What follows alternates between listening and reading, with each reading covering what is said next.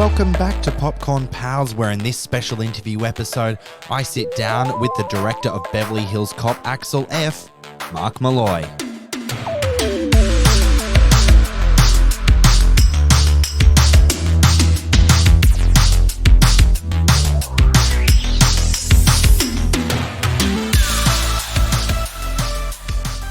I'm Timmy Flynn, movie buff, and this is Popcorn Pals, a popcorn podcast with Leigh and Tim spin-off. Thank you so much for joining me. Well, I've got a very special interview episode for you, so let's get straight into it. So in Beverly Hills Cop, Axel F, Detective Axel Foley is back on the beat in Beverly Hills.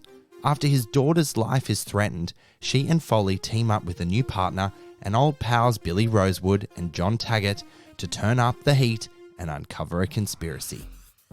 Beverly Hills Cop Axel F is directed by Mark Molloy in his feature directorial debut, from a screenplay by Will Beall, Tom Gormican, and Kevin Etten, from a story by Will Beall, based on characters created by Danilo Bach and Daniel Petrie Jr.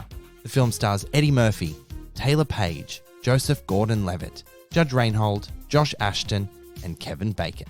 After graduating with a degree in graphic design, Mark Molloy moved to London to join the acclaimed Why Not Associates as a senior designer from 1996 to 2001, working with brands such as Nike, Virgin Records, and the BBC. Molloy started directing television commercials in the early 2000s. His work has been broadcast during the Super Bowl. Big time.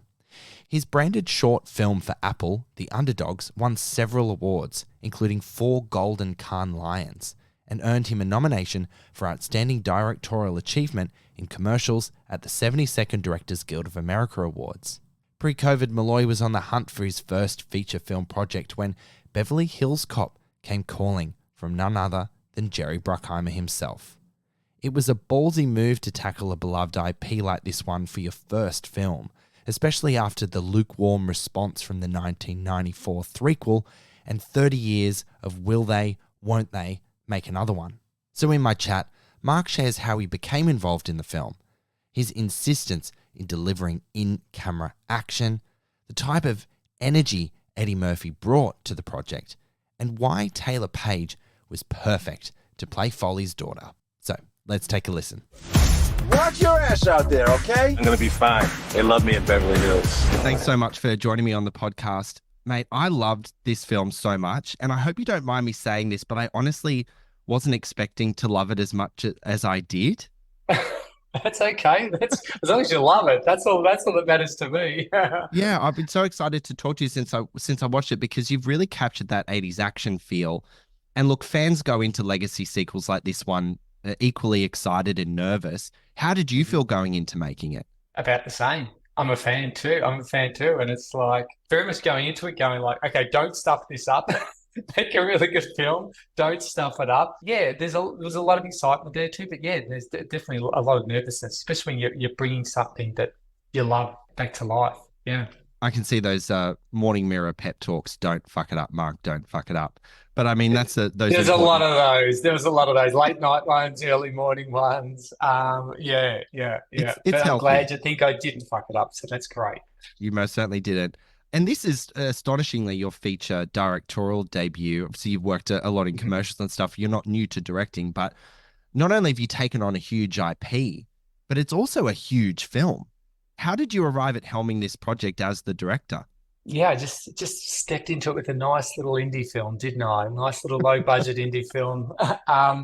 How it came about was my agent called me one day. I was on another project, and an agent called me one day. He's like, Jerry Bruckheimer wants to get on the phone with you. And I was like, Not bad. well, that's cool. I'm very happy to get on the phone with Jerry Bruckheimer. I was on the phone with Jerry, and he just said that he really loved what I did. He'd seen a lot of my work, loved what I did, and he'd love to make a movie together one day. And I was like, I would love to make a movie with you too, Jerry. And then he sent me a bunch of scripts that weren't quite me, and I kind of said no to them. And then he sent me Beverly Hills Cop, and I was like, yeah. I started reading it, and I was like, okay, I am in. I love this.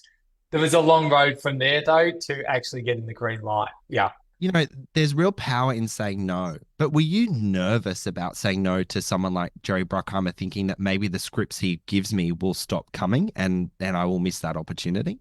definitely nervous, but it's such a huge commitment to make a film that I was only ever wanted to do it if it felt right, if the material was there and it felt like a really good fit for me. So while I was saying no, I was doing it out of my own creative kind of pretense or whatever. Yeah, it was a risk for sure, but I knew there was no other way. Yeah. Now, speaking about the material being right, your writers Will, Tom, and Kevin all bring a pedigree of credits within the genre, especially The Unbearable Weight of Massive Talent, which is a particular recent favorite of mine.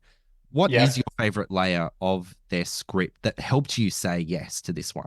Yeah, I think the biggest thing was the father-daughter story at the heart Mm. of it. And I know that was the biggest thing for Eddie too, but it was the biggest thing for me too, because I guess when you're coming into a sequel like this, you're like, why are we making this? What are the audience going to learn from this? What's my perspective on it? And I think what I really loved about the emotional kind of hook is first of all, it's not what Beverly Hills Cop fans are expecting from a Beverly Hills Cop film. And I thought it was really great for Axel to come back and be his usual self, but to see a side of Axel that we've never seen before. You know, he's a father. It's all kind of, it's a whole new angle. We see Axel vulnerable. We've never seen him vulnerable before. Mm. And not just vulnerable, but we're used to Axel dealing with all these like bad guys and, manipulating all these kind of bad guys and everything like that over the years. But his daughter is someone that Axel Foley's wit and sharp tongue and everything does not work on. She's seen it all before, and I thought that was a really interesting angle to approach the film on. So that was really the hook for me was that, as well as I thought it felt like a Beverly Hills Cop film as I was reading it. I could see it through a Beverly Hills Cop lens, and that's what really excited me. Yeah. He met his match and his daughter for sure in this film, and you wouldn't think that that day would arrive.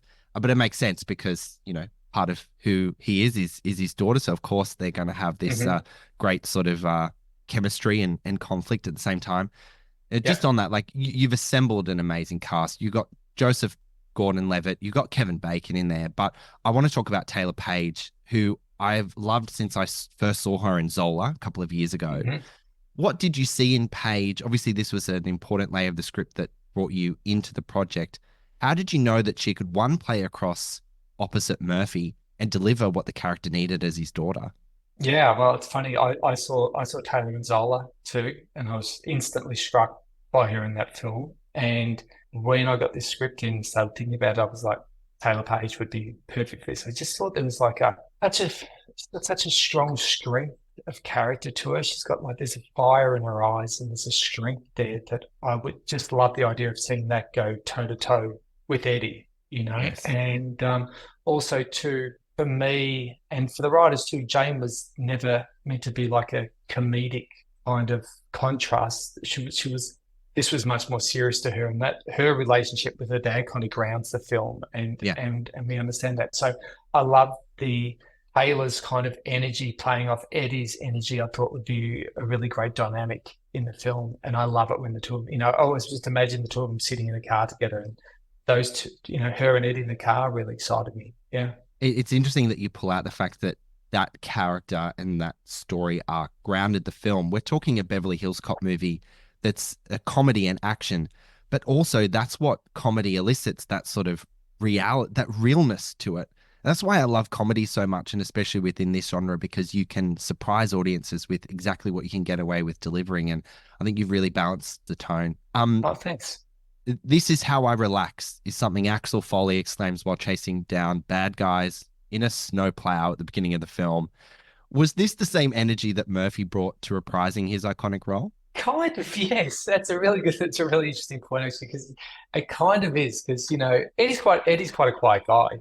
Off camera he's quite a quiet guy. As soon as we call action, he's on. Do you know what I mean? He's like there's that just like that energy to him, and he just steps straight into Axel's boots like immediately.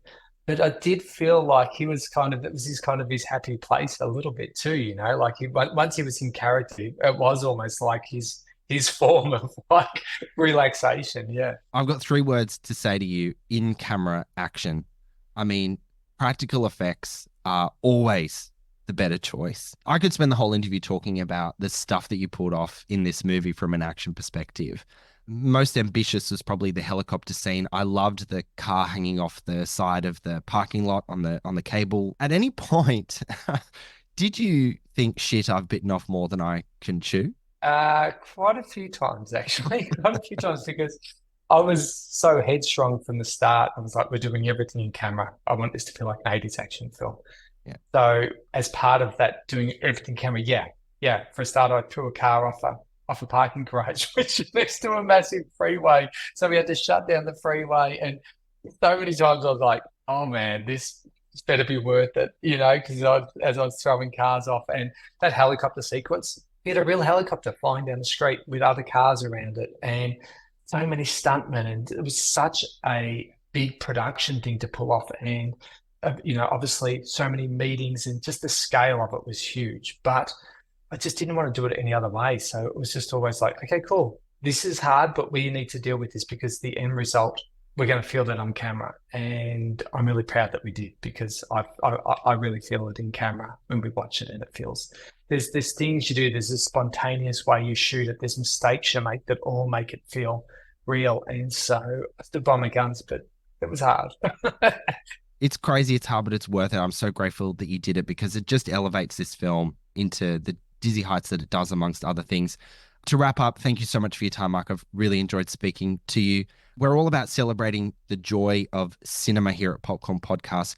Could you recount maybe an experience at the cinema or a moment in film that's brought you joy? Wow.